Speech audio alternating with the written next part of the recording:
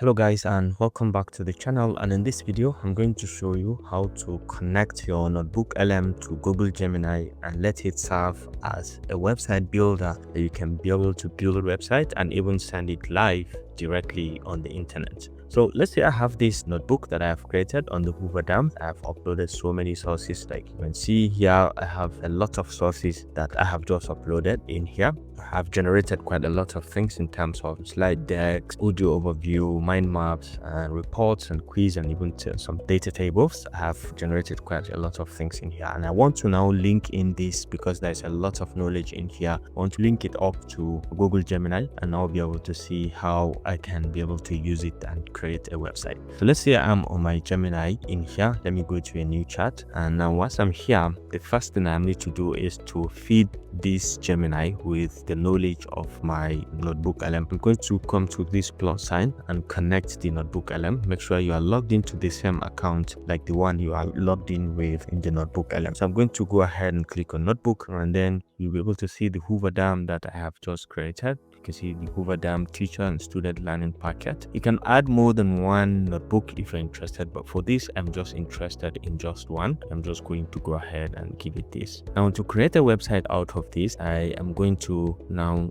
go to use this, and I'm going to Canvas. Okay, and then make sure you have this thinking mode enabled, and I'm going to go ahead and say create very interactive website based on the knowledge or sources in the notebook attached in here. Okay, make it highly interactive and even provide an area where I can download some resources. Okay, so let's say I have this, and I'm just going to go ahead and send this. Make sure you have the canvas and the thinking mode selected, and this is going to help you to generate that website. So let's just give this some seconds and see how our website is going to come up, and what we can do to tweak or to edit that particular website that we have just created. You can see the coding that it is generating, the lines of codes that it is generating. Very nice and very wonderful. It's something that if you are the one to do it, it is going to take you a hell lot of time before you can be able to generate this much coding. You can see about getting to 300 lines of codes that it is generating, and then once it is done, you can now be able to visualize the site. So you can see the details. You say I will write a highly interactive educational dashboard about Hoover Dam based on the provided historical documents. You can see I have provided quite a lot of documents, and this is the website that it has created for us, and I think this is a bit better. This is good. So if you want to make it, add a section, like I said, you should add a section for resources. You can see it has added a section for resources. This is history. If you want to see the history of Hoover Dam construction, when it begins, and then the first concrete power, this is 1933, dedication 1935, and power generation in 1936. So this is wonderful, and you can check out the engineering aspect, which you can be able to see also the different features. This is highly interactive. You can see the intake towers, the penstock, as well as the spillway. So this is overall, this is overview. And if you notice, when you click on the download resources, you may have some sources to download in here, but accessible archives if you are interested. But when you notice that when you click, you can see hydroelectric stats, you can be able to access some of the statistics in here. See, there's nothing too serious about this, and in here as well, teachers fact sheet. You can save the resource if you're interested, but there's nothing actually serious about this as well. So you can share this if you're interested. You can come to share, and then you can copy this link. Once you copy the link, you can share on all of these socials as well. Let's go to a fresh page, and let's say I paste in this, and you can see now it's now going to give us a complete interactive website as a standalone. But notice that it has given us this Gemini feature showcasing that it is from Gemini. And Hoover Dam, take a look at the site. Very nice and very interesting, and the interactive nature is still playing around. And so let's see.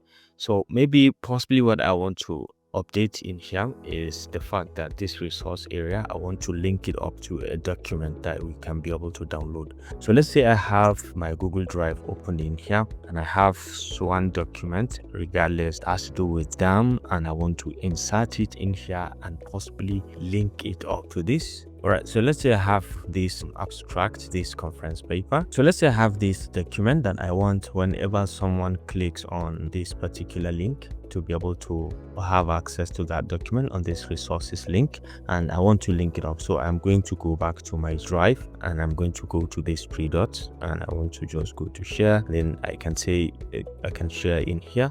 And from here, I can now give the control, like anyone with this link can be an editor, something like that. Okay, something like you can be an editor, and we can copy the link and say done. And now we can go back to our Gemini and now give it further prompts. I can say, can you replace or add this link to the resources button in the website.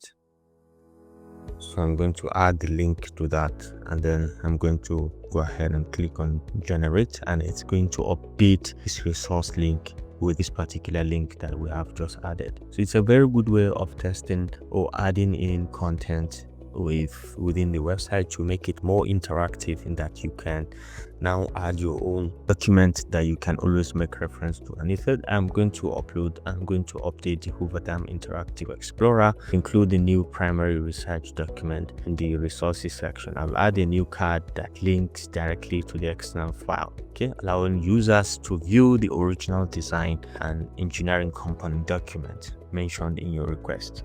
So let's see how it is going to do that. And it has just done that. You can see right now it has done that. So let's see.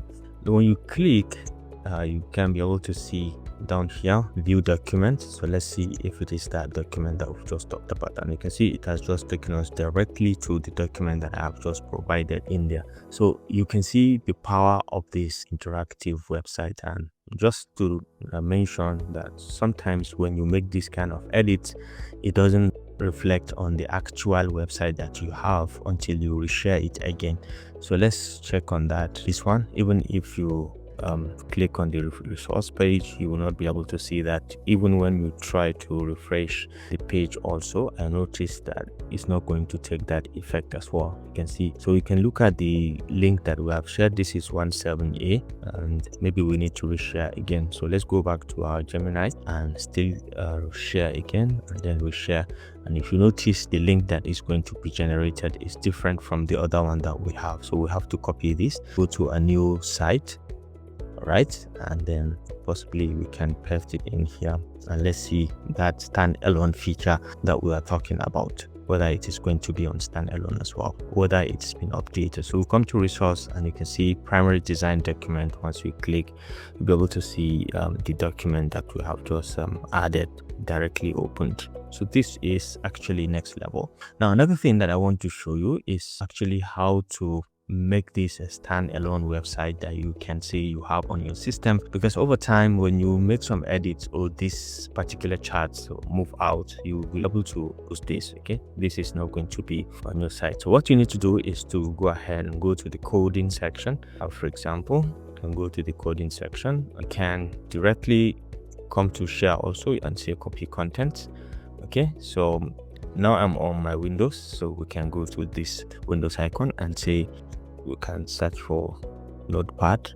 Okay, so let's search for Notepad, and then we can select and paste in all of the text that we have, and then let's say we're going to save it. Go to save as. So this contains all the coding that we have, all of the components that was used to create that particular website. You can go ahead and click on file, save as, and then we can save it on my desktop, and I'm going to save it in example index.html.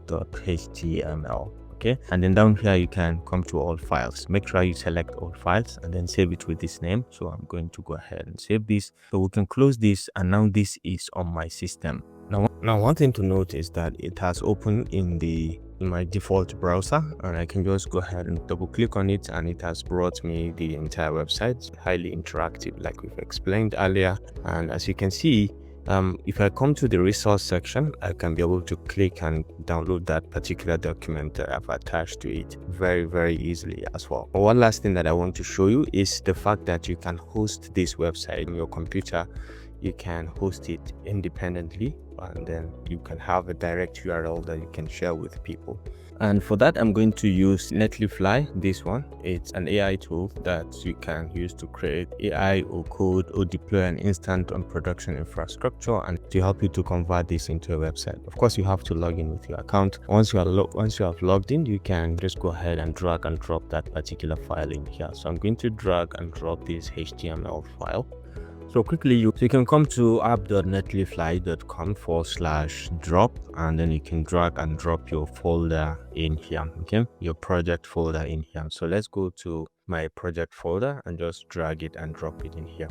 Okay, so I can go to upload also, and can go to navigate to that particular folder where I have it. I can just upload, and let's just give it some seconds to finish the upload, and this is now going to help me to generate my website. And you can see my website has already uploaded in here, so you can see the link in here by just clicking, and it's going to help you to open particular website. So this is now live, and you can copy this and share with anybody. And you can see, you can check out even that link, and you'll be able to see that document directly. Now this is by Netlify, okay, completely for free. I'm using the free version of it in here. You can host in your website, and you can get this direct link that you can share with the people. Very easy and nice. So basically, this does it on this simple tutorial about connecting NotebookLM and Google Gemini to build a website that you can actually interact with, and you can be able to host it online and even download it on your system as a HTML file and use it independently. And now right here, you can see there's nothing like Google Gemini or any share button that we can say yes, we have to share with people. I hope you enjoyed this video. Thanks for watching, and see you in the next one. Bye.